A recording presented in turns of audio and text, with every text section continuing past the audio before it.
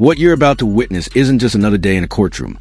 It's a collision of raw family power and unshakable judicial authority, and unfolds in Judge Frank Caprio's chamber like a political thriller. Tyler Morrison, nephew of Rhode Island's governor, waltzed in that day convinced his last name was a free pass.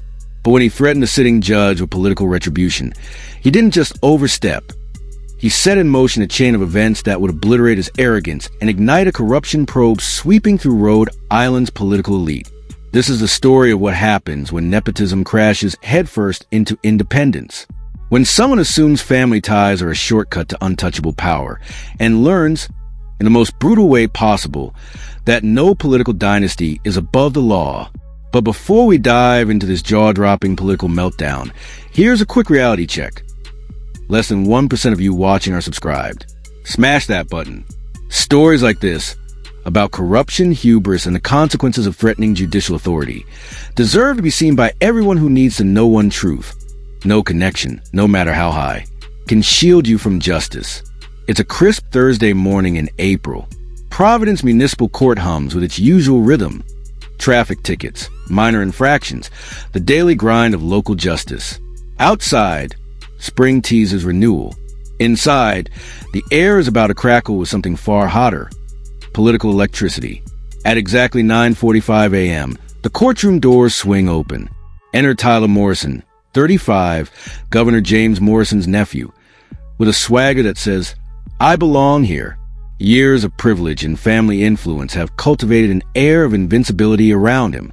He's impeccably dressed in a designer suit that screams political insider, his hair flawless, his posture radiating that unmistakable mix of entitlement and arrogance that comes from a lifetime spent trading on a famous last name. Tyler Morrison didn't stroll into that courtroom for a casual chat. He was there because 2 weeks earlier, he had been caught red-handed, reckless driving and street racing. On Route 95, state police clocked him at 95 miles per hour in a 50 miles per hour zone, racing another car as if the law simply didn't apply to him. The penalties were steep, a minimum $500 fine, and the looming threat of license suspension. But Tyler didn't see a problem. In his mind, his uncle's seat in the governor's office was a get-out-of-jail-free card. What Tyler didn't know was that he was about to confront Judge Frank Caprio, a man whose 35-year career has been a masterclass in judicial independence. For decades, Caprio had seen politicians and their entitled relatives waltz in thinking elected office grants immunity, and he had zero patience for it. As Tyler approached the defendant's stand, every move broadcasted defiance. No hint of humility, eyes locked in a brazen stare, a smirk playing on his lips like the world owed him deference.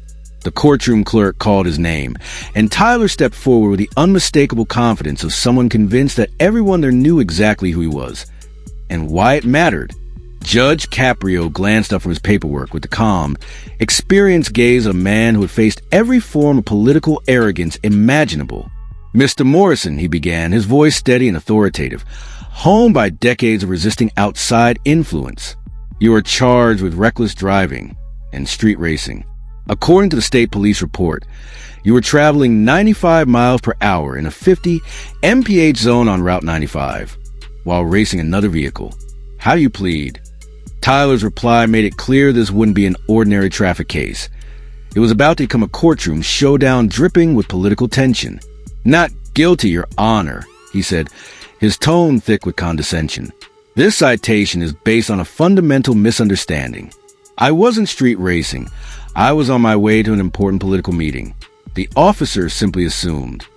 Caprio set down his pen. A subtle but ominous move.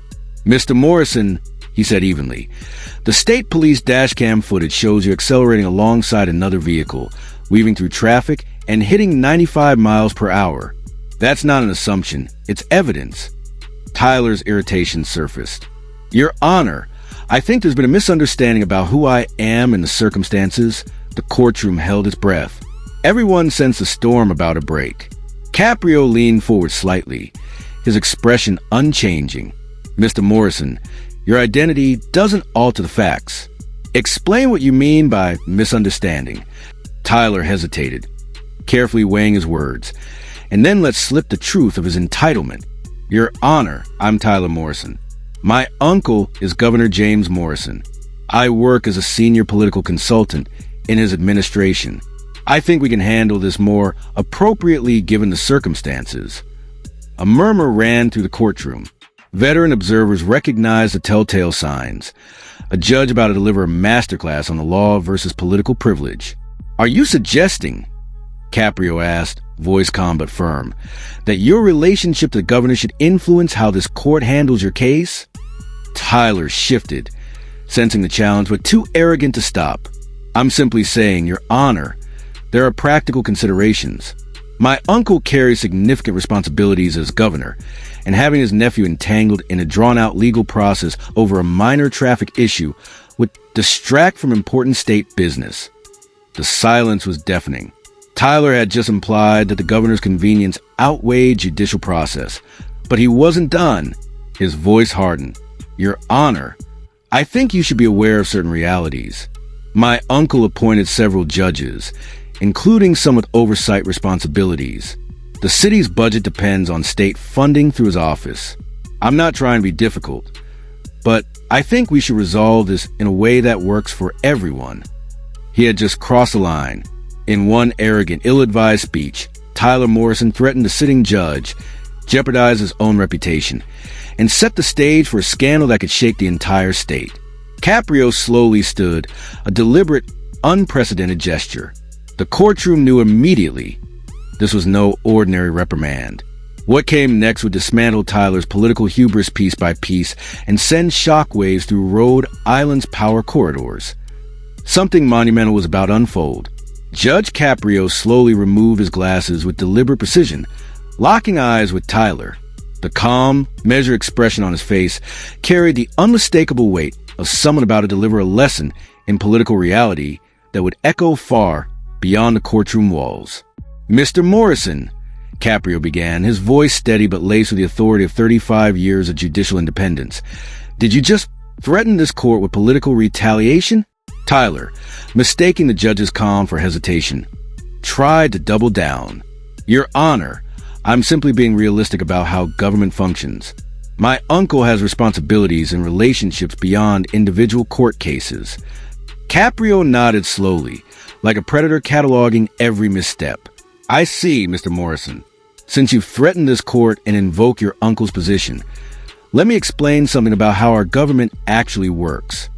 Walking to his constitutional law books, he continued, "You mentioned your uncle appointed judges.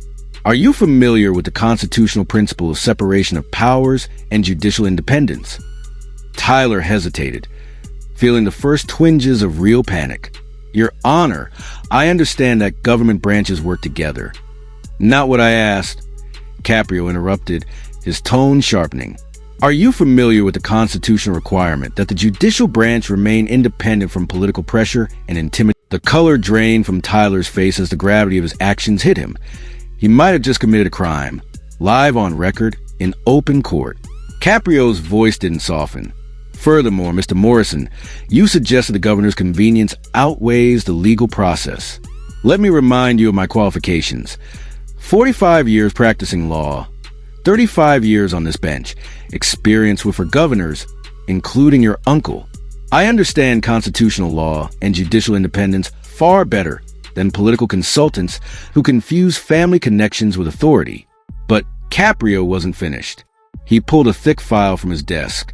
"Since you invoked your uncle's name and threatened this court, I reviewed your traffic violation history." Tyler's face went pale. "According to state records," Caprio continued, "you received 8 traffic violations in the past 3 years. How many did you pay?" I'm not sure," Tyler stammered. "I'll help you," Caprio said, voice like steel. 0. 8 citations, including 3 for excessive speeding and 1 prior reckless driving charge, all dismissed or reduced. Tyler tried to interrupt, but Caprio pressed on, relentless. "State police records also show 5 incidents where you invoked your uncle's name to avoid citations, including one where you told Trooper, and I quote, 'Do you know who my uncle is?' This ticket won't stick." The courtroom was silent. Tyler's political arrogance evaporated, replaced with raw terror. "Those were misunderstandings," he muttered.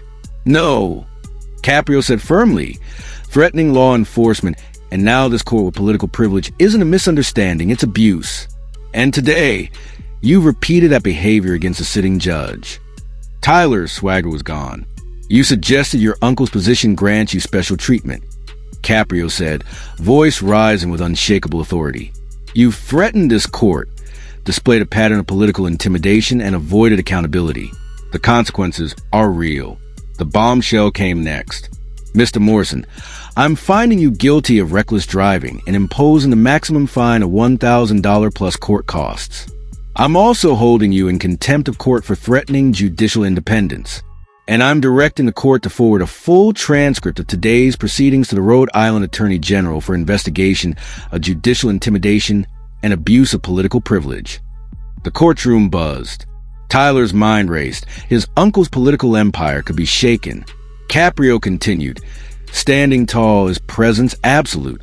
I am also referring this matter to the State Ethics Commission to examine whether Governor Morrison's administration has fostered a culture of privilege abuse by family members. Tyler was frozen. Your Honor, you can't do this in my uncle's administration over a traffic ticket. I am not targeting your uncle, Caprio replied calmly, stepping closer, full judicial authority on display. You did this the moment you threatened the sitting judge while demonstrating a pattern of political privilege that reflects on your uncle's leadership. I have served under 4 governors. I have seen political families rise and fall. In this courtroom, the Constitution matters more than family connections. He leaned forward, voice now a lesson in civics, as the courtroom watched, riveted. Your uncle serves at the pleasure of the voters, not this court. When political families use threats and privilege to avoid accountability, they undermine the very democracy that gave them power. Today, you've proven why nepotism and political privilege are dangerous and why judicial independence is essential. Tyler's earlier swagger was gone.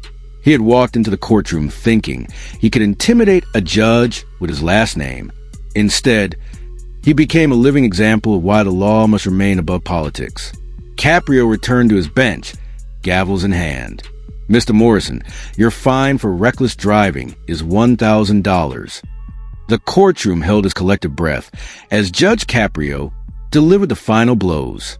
Mr. Morrison, he said, voice unwavering, your contempt of court carries an additional $500 penalty. Your license is suspended for 6 months.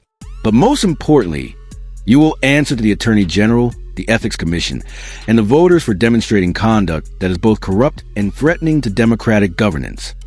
Tyler's voice was barely a whisper. Your Honor, please. My uncle didn't know about any of this. I'm not finished, Mr. Morrison, Caprio said, scanning the packed courtroom, including reporters who had expected a routine traffic hearing. You mentioned your uncle appointed judges and controls state funding. Let me clarify how that affects judicial independence, the Constitution, and the rule of law. No political connection grants immunity from accountability.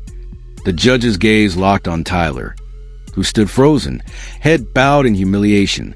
Let this be a lesson to every political family watching. Public office is a privilege granted by the people, not a license to threaten judges, ignore laws, or corrupt the system that gave you power. When political families assume they're above the law, democracy itself is at risk. Mr. Morrison, Caprio continued, I strongly recommend that you and your uncle reflect on the difference between public service and personal privilege, between political leadership and political corruption. He raised his gavel. Court was adjourned. The strike of the gavel echoed finality, but the story was far from over. As the courtroom emptied, Tyler lingered at the defendant's table, staring down at a citation that had cost him $1,500 and potentially shredded his uncle's political career. The privilege that shielded him for years had been dismantled by a single judge who understood that democracy only works when everyone, even a governor's nephew, obeys the same laws. Political reporter Michael Torres approached colleagues, still in shock. I've covered Rhode Island politics for 15 years, he said, and I've never seen anything like this. A sitting judge just exposed a pattern of political privilege abuse by the governor's family in open court. Outside the courthouse, cameras flashed as Tyler emerged. His phone buzzed relentlessly. Messages from his uncle's staff, campaign advisor, and party officials, all tracking the live-stream spectacle. Within 24 hours, the video racked up over 3 million views. Political blogs dissected every moment, hailing Judge Caprio's display as a masterclass in judicial independence. Law schools adopted it as a teaching tool on separation of powers and the dangers of nepotism. The State House reacted immediately. The Attorney General opened a formal investigation into Morrison administration. The State Ethics Commission launched an inquiry. Newspapers demanded that the governor publicly address his nephew's actions. By evening, Governor James Morrison held a press conference. "I just learned of my nephew's conduct in court today," he said, visibly shaken. "His behavior and his invocation of my name to threaten a judge does not reflect the values of public service or respect for the law. I apologize to Judge Caprio and the people of Rhode Island." The fallout was swift. The governor's approval ratings dropped 12 points in a week. Tyler resigned from all political consulting positions. The Attorney General's investigation concluded that, while the governor was not personally involved in the intimidation, his administration had failed to enforce boundaries preventing family members from abusing political influence. 6 months later, Tyler returned to Judge Caprio's courtroom for his final hearing. Gone was the arrogant political consultant. In his place stood someone who finally understood a simple truth. Family connections do not grant immunity from consequences. Years later, political science students still study the Morrison case. Professor Janet Walsh at Brown University tells her students, "Judge Caprio didn't destroy the governor's nephew to make a political point. He did it to protect democracy from political families who believe they are above the law." The video of that Thursday morning became one of the most watched moments in political accountability history, shared millions of times across social media. But for those who knew Judge Caprio, it was just another example of what made him extraordinary: the ability to uphold constitutional principles against political pressure, transforming arrogance into accountability. He proved that judicial independence isn't merely a legal principle. It's a foundation that ensures democracy serves the people, not the powerful.